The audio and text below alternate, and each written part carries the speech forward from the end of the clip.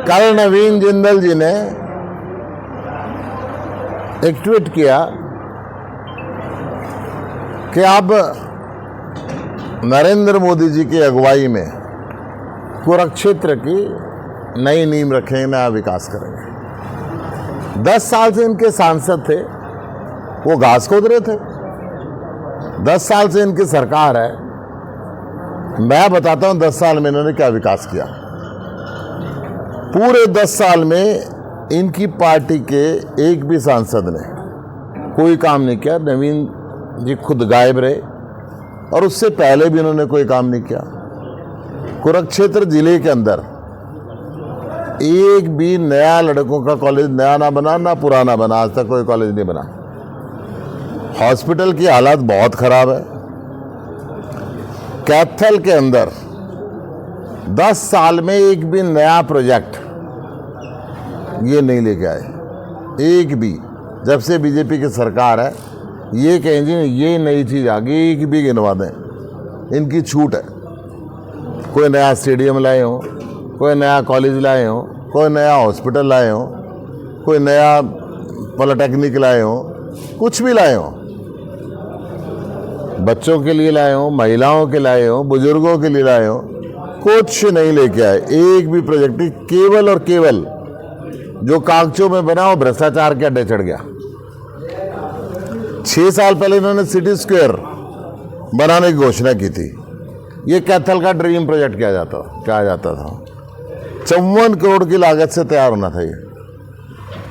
2021 में भ्रष्टाचार की भेंट चढ़ गया और बिल्कुल इस मामले में एफआईआर भी हुई, इस मामले के अंदर इंक्वायरी भी हुई, परंतु करोड़ों का नुकसान होने के बाद भी ये प्रोजेक्ट इनका आज तक पूरा नहीं हुआ। केवल और केवल इसमें भ्रष्टाचार हुआ। Kaithal highway project, infrastructure project की बात कर ले, आधा दर्जन प्रोजेक्ट ऐसे हैं जो केवल कागजों में है। केवल कागजों में, धरातल पे इनका कुछ भी नहीं है, जमीन पे इनका कुछ भी नहीं है। केवल भ्रष्टाचार और भ्रष्टाचार। कैथल पटियाला हाईवे सीधा 50 से ज्यादा गांवों को फायदा होना था। 130 करोड़ रुपए की केंद्र सरकार की मंजूरी के बाद भी यहां का सांसद इस पे काम नहीं शुरू करा पाया और ये भी भ्रष्टाचार के अड्डे चढ़ गया। Jind Kaithal Kurukshetra elevated railway track, ये प्रोजेक्ट बहुत सालों से अटका पड़ा है। मुख्यमंत्री ने भी खुद घोषणा की कि मैं जल्द से जल्द इस प्रोजेक्ट को पूरा कराऊंगा। कागजों में सिमट के रह गया, कोई इसकी डेवलपमेंट नहीं हुई। ये इनकी पोजीशन है। पैसों के बंदर बाट कर लेते हैं। असल में तो प्रोजेक्ट आता नहीं, और आता तो भ्रष्टाचार के अड्डे चढ़ जाता है। सहकारिता विभाग में 100 करोड़ रुपए के घोटाले के तार कैथल से जुड़े हुए हैं, जो सीधे सहकारिता मंत्री तक जाके मिलते हैं। केंद्र सरकार ने कैथल सहकारिता विभाग के लिए जिले के विभिन्न बैंकों को कंप्यूटर और फर्नीचर इत्यादि खरीदने के लिए पैसे भेजे थे। इन्होंने बांट के खा लिए। सहकारिता विभाग की कोई डेवलपमेंट यहां पे नहीं की। कैथल के अंदर भ्रष्टाचार का नेक्सस चल रहा है। मिल बांट के खाते हैं और जनता को तमाशा दिखाते हैं। जनता भुगतती रहती है, इनकी सेहत के ऊपर कोई फर्क नहीं पड़ता। ये लोग नए प्रोजेक्ट लगाने की घोषणा कराते हैं, सरकार से पैसे अप्रूव कराते हैं, फिर पैसा प्रोजेक्ट में लगाने के बजाय अपनी जेबों में भरते हैं। मैं एक बात बता दूं आपको, खेल स्टेडियम था यहां पे, खंडर बना दिया इन्होंने। 10 वर्षों में कोई नई सड़क नहीं बनी, नया कॉलेज नहीं बना, सारी सड़कें इनकी टूट चुकी हैं। प्रॉपर्टी आईडी के नाम पे, फैमिली आईडी के नाम पे खूब जम के खेला। आईसी कंपनी ने यहां पे भ्रष्टाचार किया, उसको ब्लैकलिस्टेड भी किया, परंतु ब्लैकलिस्ट करने के बाद सारे पैसे का भुगतान कर दिया। जनता धक्के खा रही है। हर प्रॉपर्टी आईडी को ठीक कराने के लिए फिर पैसे देने पड़ते हैं।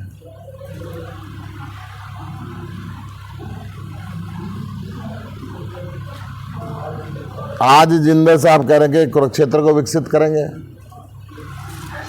मैं कह रहा हूं जिंदल साहब, ये लोग आपको भी कोयला चोर कहते थे, ये लोग आपको भी 1,86,000 करोड़ रुपए का आपके ऊपर आरोप लगाया था। पहले तो इनसे पूछ लो आरोप झूठा था कि सच्चा था। अगर सच्चा था तो आपने क्या पैसे जमा करा दिए? अगर झूठा था तो आप कहते क्यों नहीं झूठा था? कुछ तो बोलो। या डर लगता है कि सच्चा बोलेगा तो कोर्ट जेल में ठोकेगी और झूठा बोलेगा तो मोदी जेल में ठोकेगा? ये जो स्थिति है, इसी तरीके से ये धंधा कराते हैं। गठबंधन की सरकार जिनकी आई यहां पे, उससे पहले जेजेपी और बीजेपी के गठबंधन की सरकार से पहले जो बड़े टेंडर होते थे, जो एस्टिमेटेड प्राइस होता था, उससे नीचे जाते थे और अब उससे 10-15% ऊपर जाते रहे। आप सारे समझते हो पैसे कहाँ जाते थे, पता है ना? तो वो पैसे भ्रष्टाचार के बलि चढ़ते थे और प्रोजेक्ट फिर लटक जाते थे। निगम के अंदर बिना पैसे दे कोई काम नहीं होता। पूरा निगम भ्रष्टाचार के अड्डे इनका चढ़ चुका है। पंचायती राज के अंदर सरपंच पंच खुद खरीदारी करा करते, गांव देखा करता कि भाई इतने पैसे की चीज इतने पैसे में आई है तो ठीक है, महंगी आई है तो रोला है। अब ये सारे बीजेपी वाले खुद खरीदने लगे, सरपंचों की पावर खत्म कर दी और एक एक चीज डबल पैसे में खरीद रहे हैं।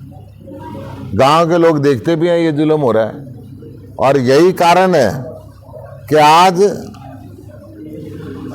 बीजेपी और जेजेपी के लोग गांव में घुसने पे पाबंदी सी लगी है। बहुत से गांव में महिलाओं के प्रति इनका अत्याचार बढ़ता जा रहा है। जुल्म तो ये हो गया कि अब महिलाएं कैद में भी सुरक्षित नहीं रही, पुलिस कस्टडी के अंदर रेप होने लगा। कहीं कुछ होता है तो पूरी बीजेपी चिल्लाती है।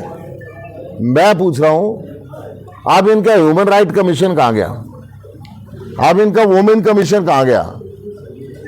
जब महिलाओं को पुलिस कस्टडी के अंदर ये बलात्कार करवाते हैं, क्यों इनके महिला कमीशन अब चुप है? क्यों ह्यूमन राइट कमीशन चुप है? ये अत्याचारी महिला यौन अपराध के मंत्री बना के रखते हैं। महिला रेसलर्स को जंतर मंतर पे बैठना पड़ा, सुप्रीम कोर्ट जाना पड़ा, परंतु आज तक इन्होंने इनके सांसद बृजमोहन शरण को कैद नहीं किया। इनकी जो पोजीशन है,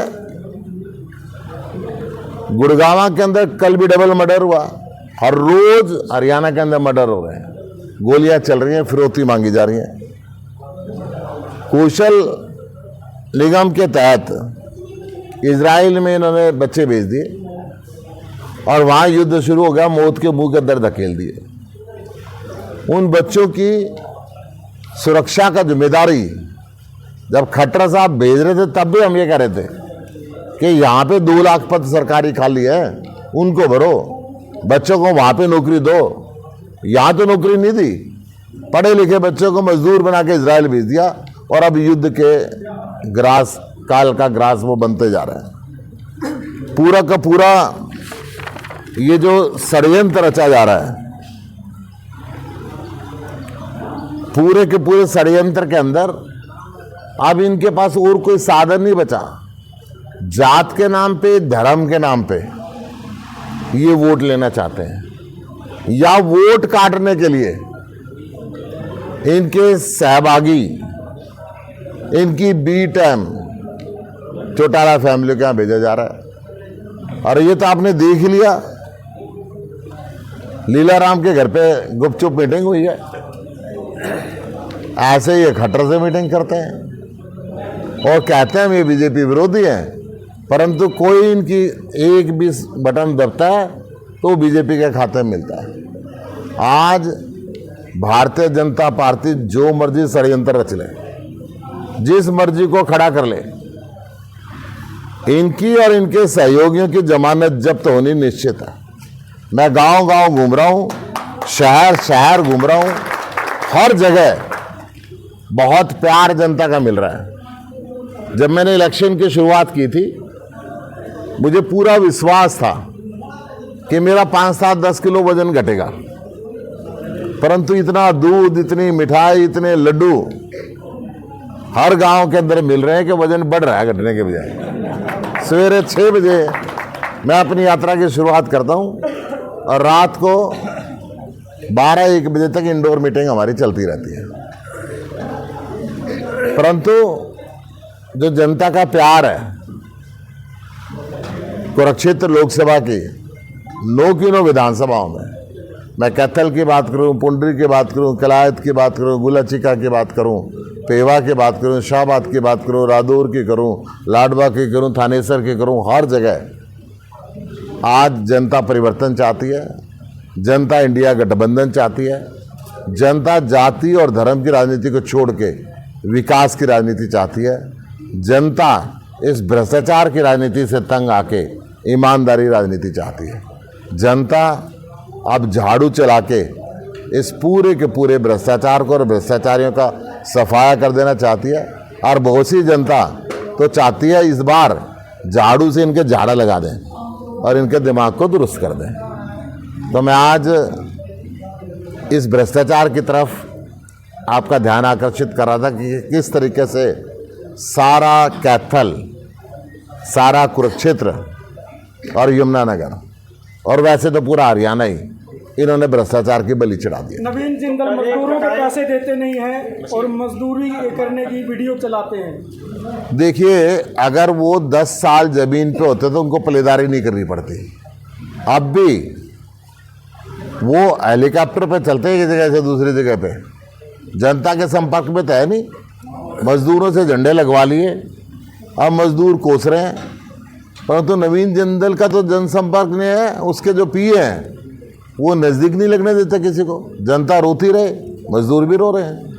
सुशील गुप्ता का प्रचार रेडी में है, जिंदल का प्रचार जहाज में है, कैसे मुकाबला करोगे सर? देखिए जी, हम तो पैदल चलेंगे, रिक्शा पे चलेंगे, रेहड़ी पे चलेंगे, भाइयों के कंधों पे चलेंगे, गोद में चलेंगे, एक एक घर पे जाएंगे, साइकिल पे चलेंगे। वो हेलीकॉप्टर पे चलेगा। हेलीकॉप्टर तो क्या घर पे नहीं जा सकता, निश्चित जगह पे उतरेगा। गुप्ता जी कल की स्टेटमेंट है कि जो गुप्ता जी ने उन्होंने कहा कल बीजेपी वालों ने कि हमारे पास नवीन जिंदल वो ताकतवर नेता है जो हर रोज 100 पुशअप लगाता है और 5 किलोमीटर की रेस लगाता है। और जो विपक्षी दल हैं उनसे कहिए कि 100 पुशअप लगा के दिखाएं, 5 किलोमीटर की रेस लगा के 5 किलोमीटर की रेस ईडी से बचने के लिए लगाता है, किससे बचने के लिए लगाता है, उसको बताना पड़ेगा। यहाँ तो हेलीकॉप्टर पे चलता है, रेस लगाएगा तो यहाँ भी पैदल चलेगा। ईडी से बचने के लिए लगाता है वो, ज्यादातर इसलिए अमेरिका रहता है। कोयला घोटाले के सवाल पर अलग से मिलने की बात करते हैं जिंदल साहब। अब खुल्लम खुल्ला कैसे करे भाई? घोटाला किया तो अलग से मिलना पड़ेगा। अगर कोई व्यक्ति भ्रष्टाचार करता है, कोयला घोटाला करता है, तो पत्रकारों को तो अलग से ही बता सकता है ना, सामने तो कैसे बताएगा? गुप्ता जी कल तो आप लीला राम के घर आए थे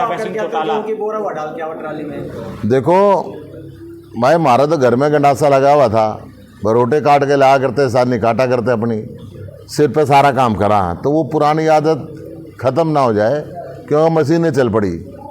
पहले तो कटाई दराती से हुआ करते, तो अपनी थोड़ी थोड़ी आदत को बरकरार रखनी चाहिए, वो बरकरार रख लेते हैं। विधायक से कल मिले अभय सिंह चौटाला और कह रहे हैं कि दोनों का सुपड़ा साफ करने आया हूँ, क्या मानते हैं? ठीक कह रहा है वो धीरे धीरे एक्सपोज हो रहा है। आया तो नवीन की मदद में था, और जैसे जैसे नंगा हो जाएगा दोनों का सुपड़ा साफ हो जाएगा, दोनों का ही। इसका खुद का कि उन लोग समझ गए कि ये भाजपा की मदद में आया है और भाजपा कुछ मिल ही नहीं रहा है। गुप्ता जी आपके कार्यकर्ता हैं गोला हल्के के, उन्होंने सिर पर उस्तरवा फिरवा लिया, दूसरा गंजे हो गए। उन्होंने कसम उठाई गई कि जब तक बीजेपी केंद्र में नहीं हारेगी मैं सिर पर बाल नहीं होने दूंगा। ऐसे कार्यकर्ता के लिए आप क्या कहना चाहेंगे? ऐसे भी कार्यकर्ता और ऐसे भी कार्यकर्ता हैं जो चप्पल पहननी छोड़ दी, जूते पहनने छोड़ दिए, कहते हैं इस भ्रष्टाचारी बीजेपी को भगा के इस महिला अपराधी बीजेपी को हटा के, इस युवा अपराधी बीजेपी को हटा के, इस व्यापारी अपराधी बीजेपी को हटा के, इस मजदूर अपराधी बीजेपी को हटा के चप्पल पहनेंगे। सर जिंदल से सवाल किया था क्या मोदी आपका प्रचार में आएंगे, कन्नी काटते नजर आए? मोदी प्रचार में आएगा तो हम भी पूछेंगे कि मोदी साहब कोयला घोटाले का क्या हुआ, ये पैसे देश के कहाँ गए, मिल बांट के खा लिए। 195 करोड़ रुपए चंदे में 1,86,000 करोड़ रुपये फूक मार दिए देश के, टैक्स पेयर का पैसा था, कहाँ है वो? चलो जी, गुप्ता जी, चलो जी, बहुत बहुत धन्यवाद। ओपीएस मांग रहे हैं, उनके वोट कैसे लोगे? ओल्ड पेंशन स्कीम इंडिया गठबंधन का मैनिफेस्टो का भी मुद्दा है।